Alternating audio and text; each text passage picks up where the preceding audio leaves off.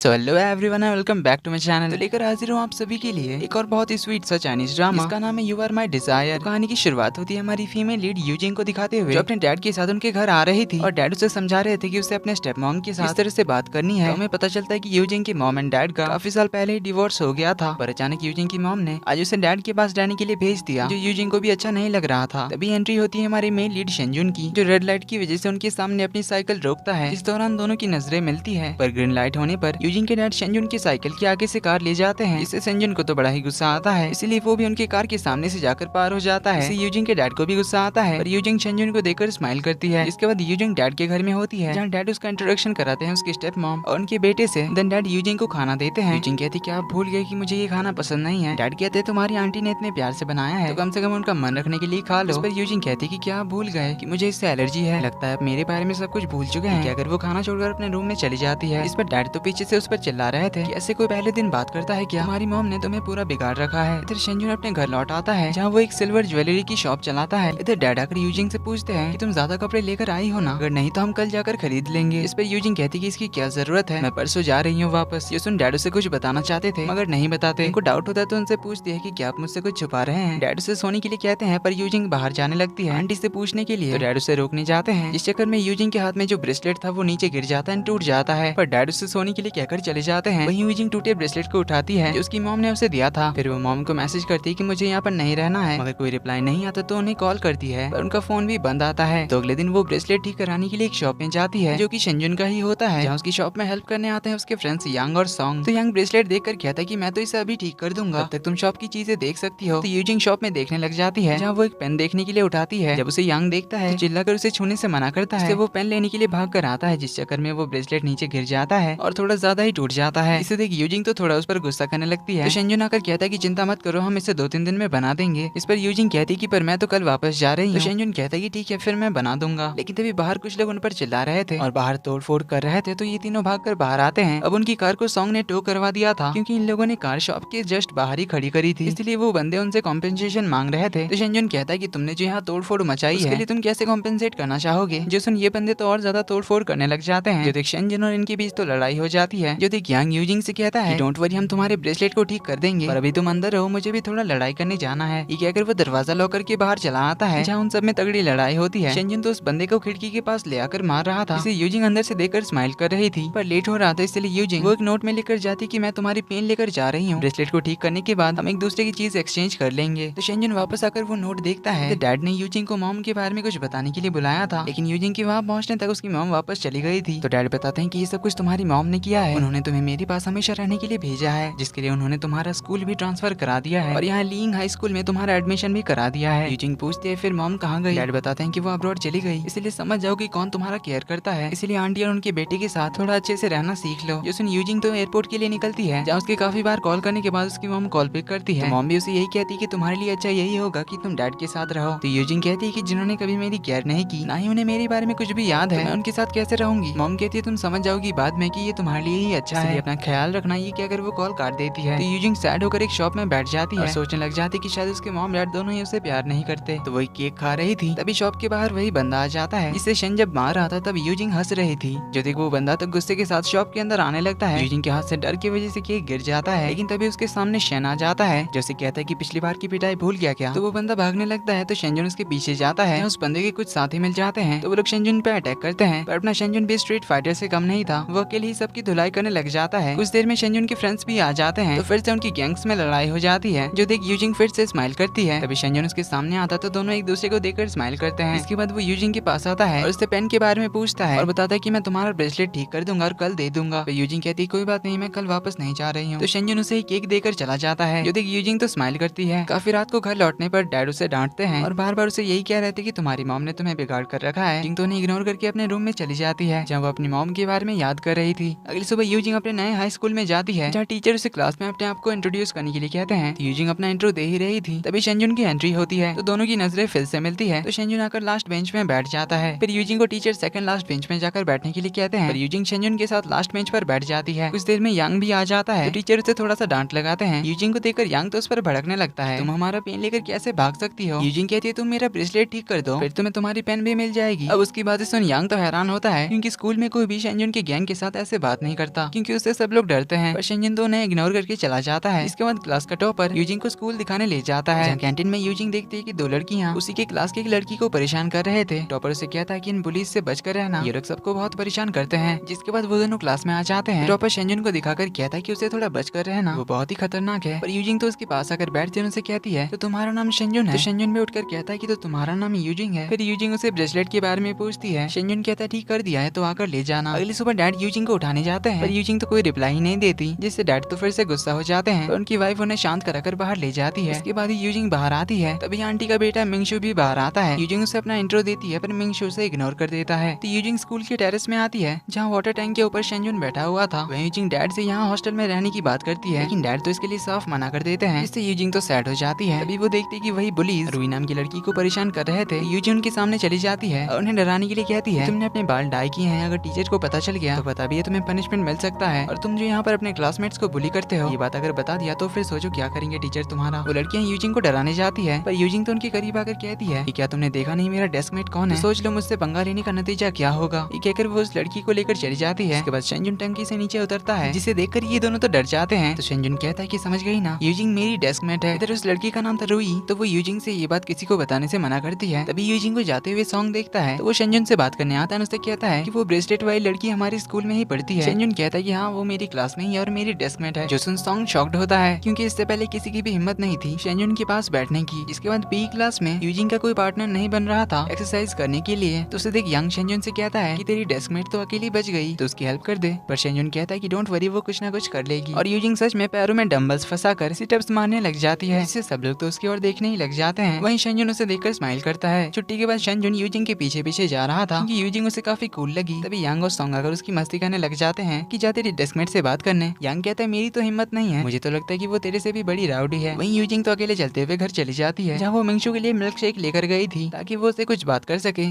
पर मिंगशु तो उससे कुछ खास बात नहीं करता। अब शेंजन के उस पेन का एक पार्ट मिसिंग था जिसे यूजिंग ने अपने दोस्त से मंगा लिया था। तो अगले दिन स्कूल पहुंचने पर यांग उससे पूछता है कि हमारा पेन वापस दो, तो यूजिंग उन्हें पेन दे देती है और वो नया पार्ट भी दिखाती है जो उस पेन में मिसिंग था। जो एक शेन उससे उसकी प्राइस पूछता है तो यूजिंग उससे अपनी ब्रेसलेट मांगती है। शेंजन कहता है रेडी है पर शॉप में है, शाम को आकर ले जाना। घर आकर शेंजन उस पार्ट को पेन में लगा देता है, इससे वो पेन बिल्कुल नए की तरह हो जाता है। शेंजन ने उस पार्ट को काफी जगह ढूंढने की कोशिश करी थी पर उसे कहीं नहीं मिला था, पर वो सरप्राइज्ड होता है कि यूजिंग को कैसे मिल गया। इधर यूजिंग के डैड अपनी वाइफ के साथ एक बिजनेस मीटिंग के लिए जा रहे थे, तो वो यूजिंग को अपना ध्यान रखने के लिए कहते हैं और उसे $50 ट्रांसफर करके बताते हैं कि तुम्हारे भाई को कोल्ड हो गया है, इसीलिए उसके लिए मेडिसिन लेकर आना। यूजिंग पूछती है सिर्फ $50, तो डैड कहते हैं तुम्हारा मील कार्ड बस कार्ड सारा फुल कर दिया है और मिंगशु तो है ही, इसलिए कोई परेशानी नहीं होगी। ये कहकर दोनों चले जाते हैं। तो मिंगशु यूजिंग को घर छोड़ने आता है मगर उसे एक इमरजेंसी काम आ जाता है, इसलिए वो यूजिंग को बस स्टॉप में छोड़कर चला जाता है, पर कोई भी बस नहीं मिल रही थी। ऊपर से बारिश शुरू हो गई थी, इसीलिए वो एक शॉप में जाती है और आइसक्रीम खाने के बाद उसके डब्बे से आसपास देख रही थी। तभी उसे सामने शेंजन दिखाई देता है और वो भी शॉप के अंदर आ जाता है एक कैट को लेकर। यूजिंग को कैट बहुत पसंद आती है तो वो उसके साथ खेलने लग जाती है। शेंजन कैट फूड ले आता है, उससे बात करने लगता है, जहाँ वो उसे शॉप आकर ब्रेसलेट ले जाने की बात करता है। यूजिंग उसके साथ शॉप में चली आती है, जहाँ वो उसे पेन के लिए थैंक यू कहता है और उसे उसका ब्रेसलेट लौटाता है जो उसने बहुत ही अच्छी तरह से ठीक कर दिया था। शेंजन को कैट की केयर करता हुआ देखकर यूजिंग समझ जाती है कि शेंजन बाहर से जितना राउडी दिखता है वो तो उतना ही ज्यादा काइंड हार्टेड है। तभी उसके फ्रेंड्स वांग और सॉन्ग भी पहुंच जाते हैं खाना लेकर। तो यूजिंग जाने की बात करती है, इस पर यांग कहता है कि तुम भी हमारे साथ डिनर करके ही जाना, इसलिए यूजिंग रुक जाती है। चारों साथ में मस्त खाना एंजॉय करते हैं, पर खाना कम पड़ रहा था, इसीलिए यांग और सॉन्ग और खाना लाने के लिए जाते हैं। जिस दौरान शेंजन यूजिंग को अपना घर दिखाता है और बताता है कि ये उसके अंकल का घर है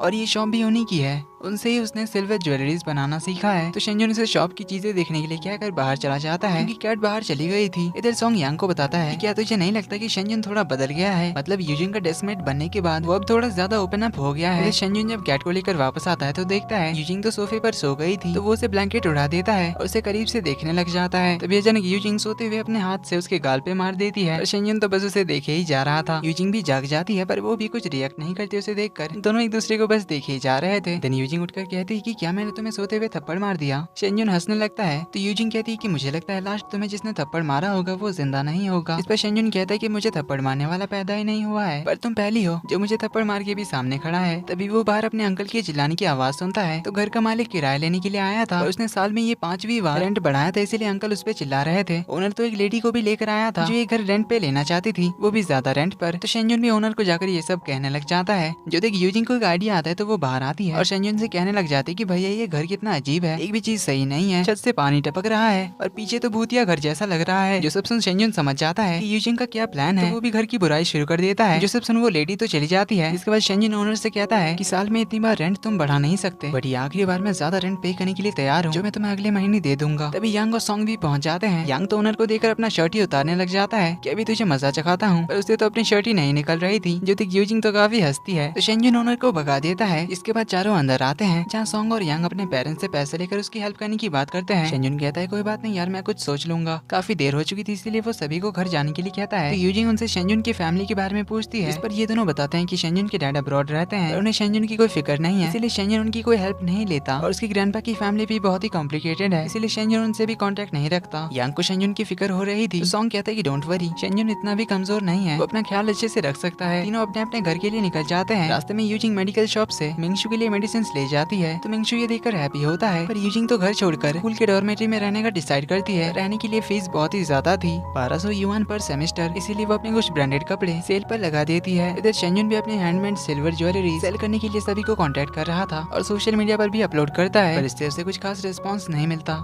अगली सुबह मिंगशु यूजिंग के लिए घर का एक्सेस कार्ड छोड़कर जाता है, क्योंकि उसके पास एक्सेस कार्ड नहीं था, जिसे देख यूजिंग स्माइल करती है। जिसके बाद वो स्कूल चली आती है, जहाँ क्लास के दौरान हमारे बैक बेंचेस फोन में लगे हुए थे। यूजिंग अपने ड्रेसेस का सेल देख रही थी, वहीं शेंजुन सिल्वर ज्वेलरीज का सेल चेक कर रहा था, मगर टीचर ने उन्हें देख लिया था, इसलिए टीचर उन तीनों का फोन ले लेते हैं और उन्हें ऑफिस बुलाते हैं, जहाँ वो पहले तो उनको क्लास के टाइम फोन यूज करने के लिए डांटते हैं। फिर वो उनकी मैसेज देखकर समझ जाते हैं कि इन्हें पैसों की जरूरत है, इसलिए वो उन सबसे पूछते हैं कि अगर तुम्हें पैसों की जरूरत है तो तुम लोग अपने पेरेंट्स से बात करो, अभी तुम्हारी एज पढ़ाई करने की है, इसलिए सिर्फ पढ़ाई पर ध्यान दो। तो वो उन्हें वार्निंग देकर छोड़ देते हैं। बाहर आकर यांग यूजिंग से पूछता है कि तुम्हें पैसे किस लिए चाहिए। यूजिंग कहती है कि मुझे भी रेंट पे करने के लिए चाहिए, क्योंकि मैं स्कूल के डॉर्मेट्री में रहना चाहती हूँ। देन वो उन्हें बताती है कि तुम्हारी तो हैंडमेड सिल्वर ज्वेलरीज की शॉप है ना, तो मेरे पास एक अच्छा आइडिया है तुम्हारी शॉप की सेल्स बढ़ाने की, जिससे हम पैसे कमा सकते हैं, पर मुझे उसमें प्रॉफिट का 5% चाहिए। यांग पूछता है क्या सच में तुम्हारे पास कोई अच्छा आइडिया है। यूजिंग कहती है हाँ, अगर शेंजुन मान जाता है मेरे साथ ये डील करने में, तो मैं आइडिया तुम्हें बता सकती हूँ। अब शेंजुन को रेंट पे करने के लिए पैसे तो चाहिए ही थे, इसीलिए वो तो इसके लिए मान जाता है। तो यूजिंग उसके शॉप की डिजिटल मार्केटिंग करने लग जाती है, जिसके बारे में उसकी मॉम ने उसे बहुत कुछ सिखाया था, क्योंकि उसकी मॉम एक बहुत ही बड़ी डिजिटल मार्केटिंग कंपनी में काम करती थी। इसीलिए यूजिंग के लिए मार्केटिंग करना बहुत ही आसान हो जाता है। तो वो कुछ शॉप में विजिट करके तरह तरह के मार्केटिंग आइडियाज इकट्ठा करती है, जिसके बाद सभी को शेंजुन की शॉप में बुलाती है, जहाँ वो उन सबको अपना आइडिया बताती है और वो उन सबको मॉडर्न ट्रेंडिंग डिजाइन का बहुत सारे आइडियाज बताती है, जिनसे वो लोग बहुत सारे यूनिक डिजाइन का सिल्वर ज्वेलरीज बनाते हैं। और कुछ दिन ऐसे साथ में काम करते करते वो लोग बहुत सारी ब्यूटीफुल चीजें बना लेते हैं। शेंजुन ज्वेलरीज बनाने के काम में लग जाता है, यांग और सॉन्ग शॉप को अच्छी तरह से सजाने लगते हैं और यूजिंग अपना ऑनलाइन मार्केटिंग में लग जाती है। यूजिंग उनके शॉप के लिए एक बहुत ही ब्यूटीफुल डिजाइन वाला वेबसाइट बनाती है, इसमें उनके सारे प्रोडक्ट्स के वीडियोस और फोटोज अपलोड करते हैं और यूजिंग अपने मार्केटिंग आइडियाज से उन्हें वायरल कर देती है। इससे 2 ही दिन में उनकी वेबसाइट पर बहुत से विजिटर्स आने लगते हैं और लोगों ने काफी सारे ज्वेलरीज ऑर्डर भी किए थे। यूजिंग ने शॉप में आकर अपने पसंद का डिजाइन बनवाने का भी ऑप्शन डाला था, जिसमें काफी लोगों ने इंटरेस्ट दिखाया था, इसीलिए अगले दिन वो सभी तैयारी में लग जाते हैं। तो कुछ देर में कस्टमर्स भी आने लगते हैं और उन्हें ये डिजाइन काफी पसंद भी आ रहे थे। पर एक कपल को शोकेस में एक चीज पसंद आ जाती है, इसको शेंजुन कहता है कि वो सेल के लिए नहीं है। इस बात पे कस्टमर तो उस पे भड़कने ही लग जाता है कि अगर सेल के लिए नहीं है तो शोकेस में क्यों रखा है।